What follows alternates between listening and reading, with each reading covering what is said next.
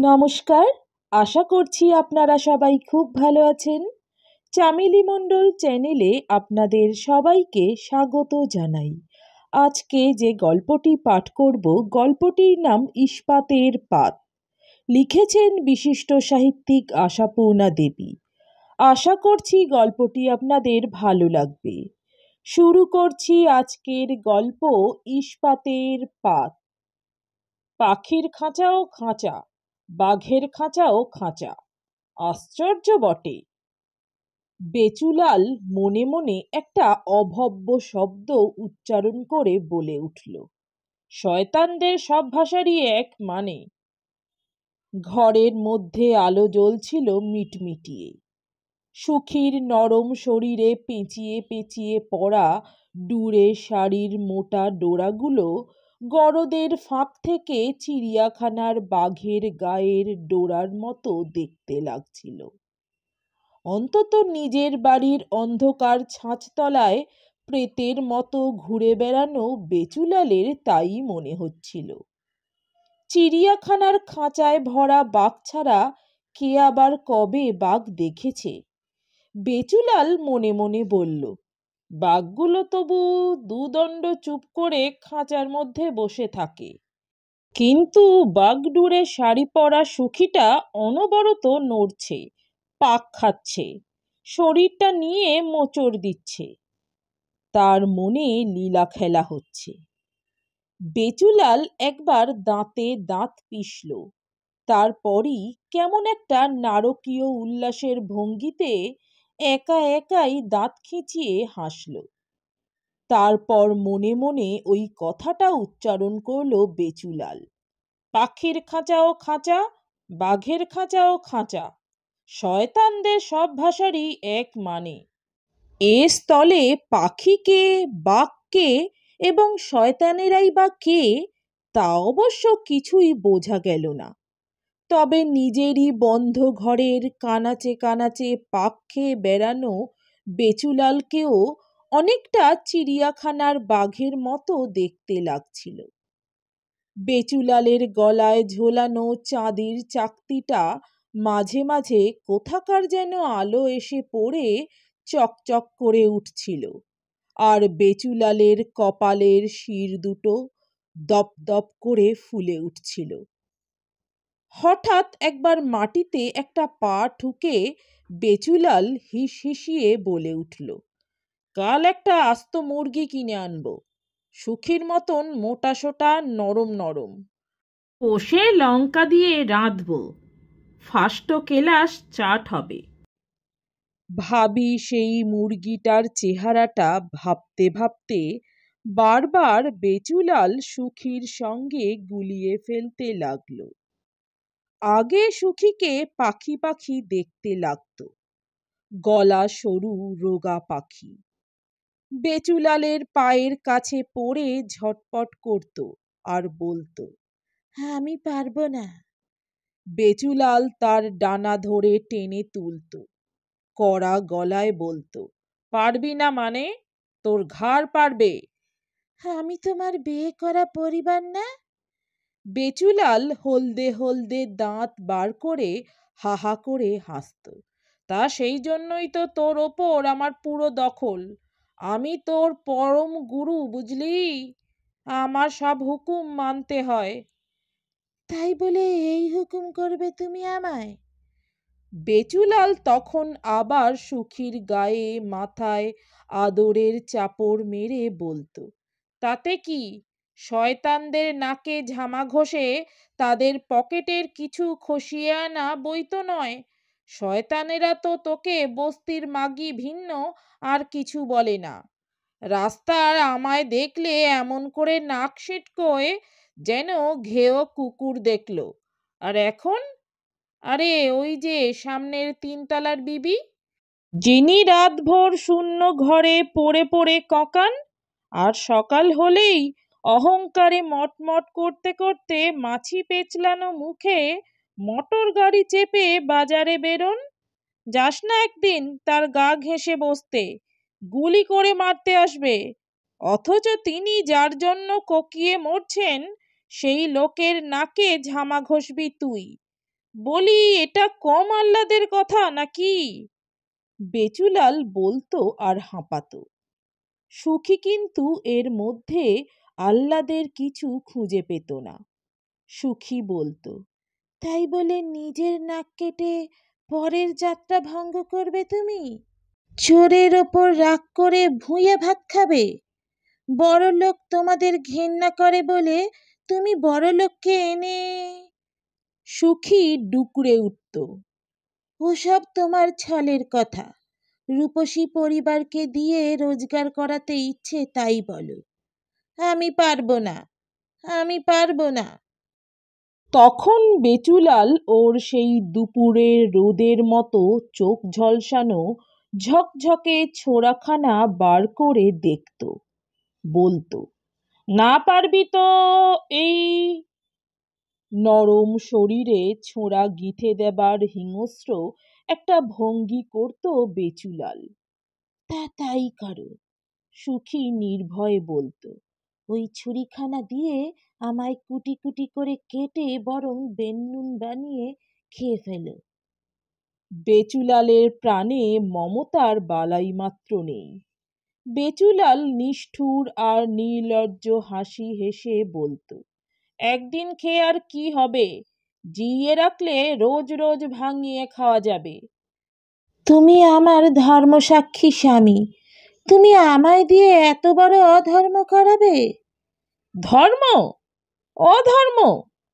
বেচুলাল হাহা করে হেসে উঠত। ধর্ম, অধর্ম, পাপ, পুণ্যি ও সবই শয়তানদের সাজানো কথা, বুঝলি? দেখবি কিছুর মধ্যেই কিছু নেই। মদকে মদ বলিস সে তো মদ, জল বলিস তো জল, সবই কথার খেলা। এই যে আমি তোর মতন ধর্মসাক্ষীর পরিবার ছেড়েও যাই না এদিক ওদিক। পয়সা থাকলে আরো যেতাম। রোজ এক তরকারি ভালো লাগে, রোজ একই মাছ। হঠাৎ চুপ করে গিয়েছিল সুখী। হঠাৎ মাটি থেকে উঠে বসেছিল ধর্মরিয়ে। তারপর আঁচলটা আঙুলে জড়াতে জড়াতে বলেছিল, বেশ, তোমার যা ইচ্ছে। বাহ, এই তো লক্ষ্মী মেয়ের মতো কথা। বেচুলাল নিজের বক্তৃতা মাহাত্ম্যে নিজেই মোহিত হয়ে গিয়েছিল। নিজের যুক্তি সৌন্দর্যে নিজেই মুগ্ধ।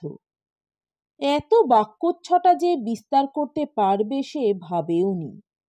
আসল ভরসা ছিল সেই রোদ ঝলসানো ছোড়াখানার ওপর। এক ভয় দেখিয়ে অন্য ভয় ভাঙবে। আর প্রাণের ভয়ের কাছে অন্য কোন ভয়? ধর্ম ভয়? পাপ পুণ্যের ভয়? লোকলজ্জার ভয়? ফহ! কিন্তু বেচুলালের বচনেই অনেক কাজ হলো। সুখী নখে নখ খুঁটে বলল, কিন্তু আজ থেকে না। আজ থেকে নয়? তার মানেই কাল থেকে। তার মানেই সম্ভাবনার দরজা খুলে দেওয়া। সামনের তিনতলার ওই বাবুটা অবিরতই বেচুলালকে ধরছিল, মোটা বকশিস দিতে চাইছিল। জানতো না কলতলায় জল নিতে আসা অসংখ্য মেয়ের মধ্যে ওই যে চোখে পড়ার মতো মেয়েটা, ওটা বেচুলালেরই বিয়ে করা বউ। প্রস্তাবটা শুনে প্রথমটা বেচুলালের চোখের কোণে ফস করে আগুন জ্বলে উঠেছিল। বেচুলালের ঘরের মধ্যে রাখা ছোরাটা যেন মুঠোয় উঠে আসবার জন্যে ঠিকরে উঠেছিল। কিন্তু আস্তে আস্তে বেচুলালের চোখের সেই আগুনের রং বদলালো। সেটা লোভ হয়ে জ্বলে উঠল। বেচুলাল যেন হঠাৎ একটা নতুন দিগন্তের সন্ধান পেল। সঙ্গে সঙ্গে বেচুলাল আসল বিলিতি মালের স্বপ্ন দেখল। স্বপ্ন দেখল সাত সকালে উঠেই রেদা, তুরপুন, হাতুড়ির থলে ঘাড়ে রাস্তায় বেরোনোর বদলে অনেক বেলা অবধি ঘরের চৌকিতে শুয়ে পা নাচিয়ে বিড়ির ধোঁয়া ওড়ানোর। বেচুলালের মনে হলো, কি মুখ্যু আমি, কি মুখ্যু! ঘরে ধানের গোলা থাকতে আমি পেটে খিল মেরে পড়ে আছি। ছি ছি! সামনের যে 3 তলা বাড়িটাকে দেখত আর লাথি মেরে ভেঙে ফেলতে ইচ্ছে হতো বেচুলালের, সেই বাড়িটাকে হঠাৎ মজাদার লাগতো তার।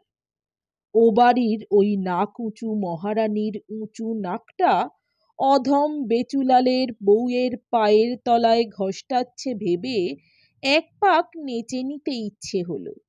আর যে বাবুটাকে পায়ের জুতো খুলে মারতে ইচ্ছে হয়েছিল, গুরু বলে তার পায়ে পড়তে ইচ্ছে হলো। গুরুই বলতে হবে। অজ্ঞান তিমিরান্ধস্য জ্ঞানাঞ্জন শলাকয়া। তারপর চলেছে একই নাটক। 3 তলা থেকে আরো কত ওপরতলা, মাঝতলা, নিচতলা। বেচুলাল তাদের পথপ্রদর্শক। বেচুলাল তাদের পাতালের তলাটা দেখাতে জানে। এই চাকরিটা থেকে তার স্বপ্ন সফল হয়েছে বৈকি। করাতের থলে হাতে নিয়ে বেরোনোটা আর দরকারই মনে হচ্ছে না। সেই সময়টা বাজারে গিয়ে দেখে শুনে মাছ মাংস কিনে আনছে। আসল বিলিতি মাল, এবং স্বাদও পাচ্ছে মাঝে মাঝে। নানা দিক থেকেই পাচ্ছে। সারা দিনটাই আরাম। যন্ত্রণা যা এই রাতের অন্ধকারে নিজের বন্ধ ঘরের আনাচে কানাচে ছোড়া লকলকিয়ে ঘুরে বেড়ানোয়। হ্যাঁ, ছোড়াটা বেচুলাল সঙ্গে রাখে, কারণ মাঝে মাঝেই সেটাকে একটা নরম শরীরে সজোরে গিঁথে দেবার ইচ্ছে দুর্দাম হয়ে ওঠে বলে নরম অন্ধকারের গায়েই মাঝে মাঝে গিঁথে গিঁথে বসায়। তবু প্রথম দিকে বুঝি এত যন্ত্রণা ছিল না, যখন শুধু 3 তলা থেকে নেমে আসতো চুপি চুপি চোরের মতো, আর টাকাটা গুঁজে দিত বেচুলালেরই হাতে। তখন সুখী অমন পেঁচিয়ে পেঁচিয়ে শাড়ি পরতে শেখেনি। তাই বোধ করি পাখির খাঁচা আর বাঘের খাঁচার তুলনাটাও মনে আসতো না বেচুলালের। তখন বেচুলাল মাছ তরকারি ভর্তি বাজারের থলিটা উপুর করে দিয়ে হেসে হেসে বলতো, রাত দেখি সুখী বেশ মজিয়ে, খাচ্ছিস খুঁটছিস, ভালো করে খাওয়া দা। সুখী ভারী ভারী মুখে জিনিসগুলো গুছিয়ে তুলতে তুলতে বলতো, তুমিই খাও।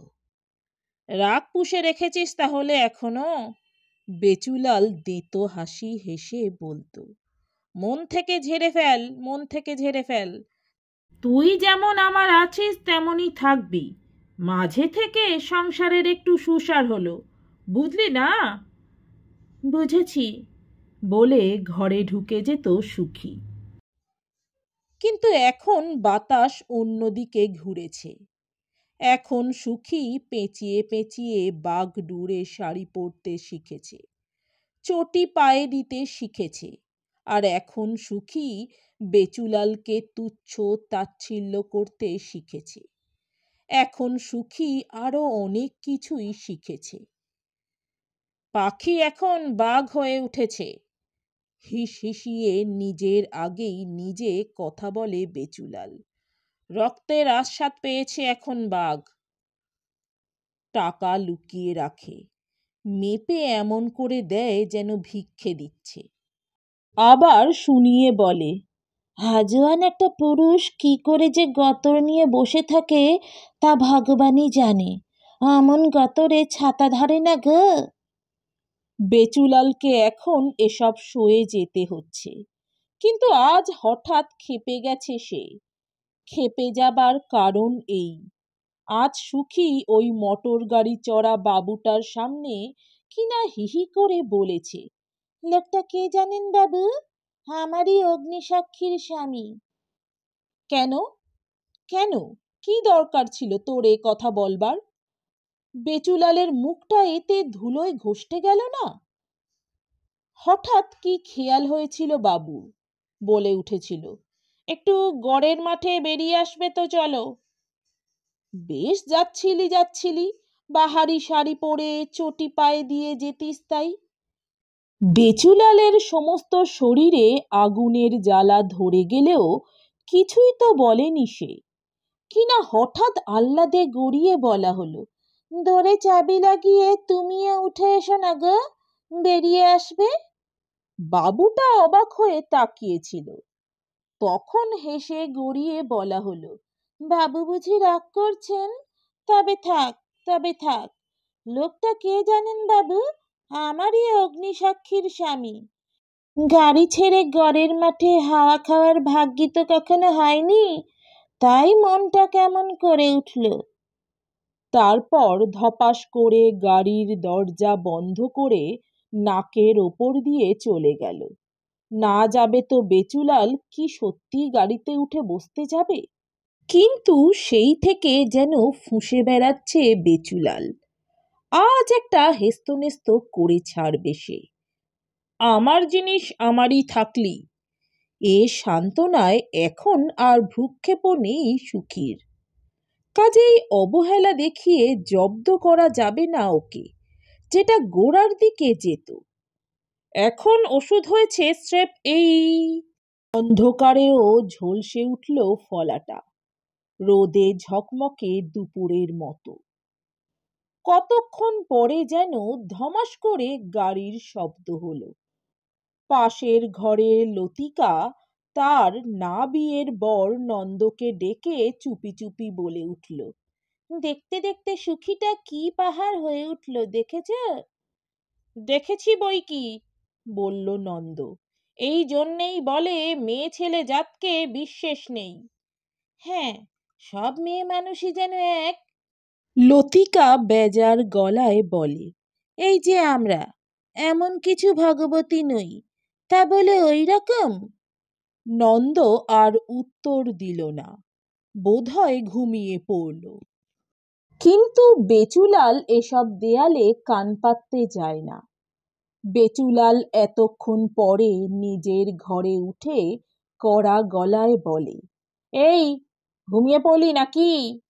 সুখী অন্য দিনের মতো স্বামীকে দেখে ধর্মড়িয়ে উঠে বসে না।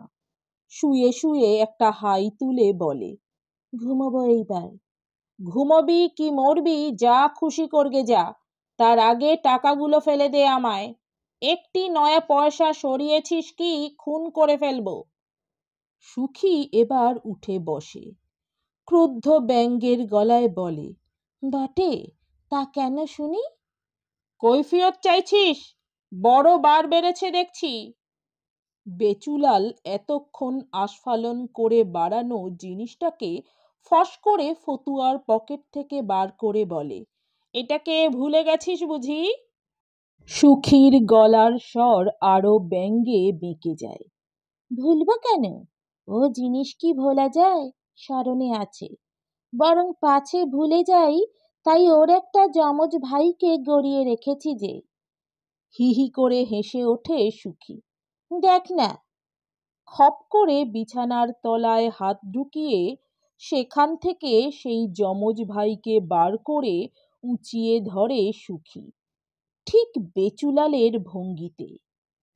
রাত দুপুরের মিটমিটে আলোয় যেন খানিকটা রোদ ঝলসানো দিন দুপুর ঝকমকিয়ে ওঠে। বেচুলালেরটায় তবু বাঁটে মরচে ধরেছে, সুখীরটা বাঁট থেকে ফলা পর্যন্ত একেবারে তাজা, নতুন, ঝকঝকে। তিল তিল করে কখন যে সুখী এতখানি ইস্পাত সঞ্চয় করে তুলেছিল কে জানে। নমস্কার, আমার গল্প পাঠ ভালো লাগলে দয়া করে আমার চ্যানেলটি সাবস্ক্রাইব করে দেবেন, লাইক কমেন্ট শেয়ার করতে ভুলবেন না। অনেক ধন্যবাদ।